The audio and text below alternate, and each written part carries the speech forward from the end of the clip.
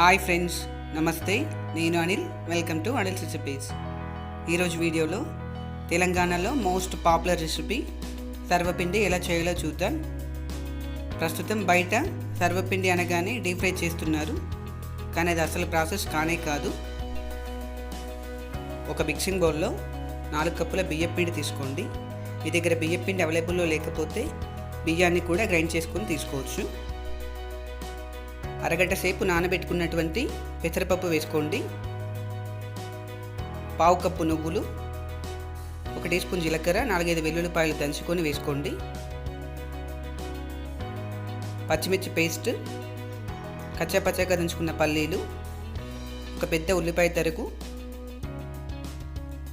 సన్నగా తరిగిన కరివేపాకు, సన్నగా తరిగిన కొత్తిమీర కూడా వేసుకొని 1 టీ స్పూన్ కారం,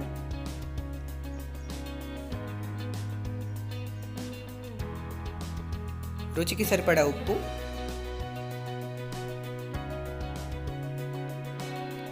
1 టీ స్పూన్ ధనియాల పొడి వేసుకొని పిండిని బాగా కలుపుకోండి. వీడియోలో చూపిస్తున్నట్టుగా కొద్దిగా వాటర్ యాడ్ చేసుకొని పిండిని బాగా కలుపుకోండి.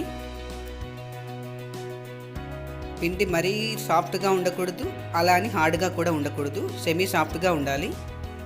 సర్వపిండి చేయడానికి స్పెషల్గా ప్యాన్స్ ఉంటాయి. అలాంటి ప్యాన్ మీ దగ్గర లేకపోతే ఖచ్చితంగా అడుగు మందంగా ఉన్న ప్యాన్లో మాత్రమే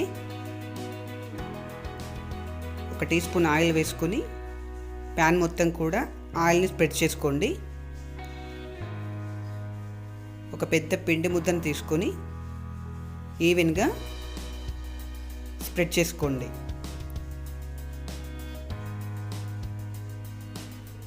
అడుగు మందంగా ఉన్న ప్యాన్లో మాత్రమే చేయాలి. ఇలా స్ప్రెడ్ చేశాక మధ్య మధ్యలో రంధ్రాలు చేసుకోవాలి.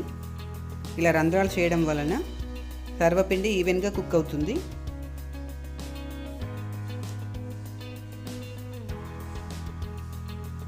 ఆ రంధ్రాలలో కొద్దిగా ఆయిల్ పోసుకోండి.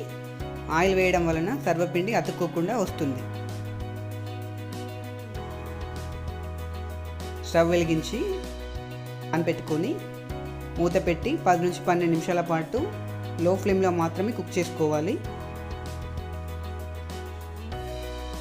మెత్తగా కావాలనుకునేవారు ఒకవైపు మాత్రం కాల్చుకుంటే సరిపోతుంది.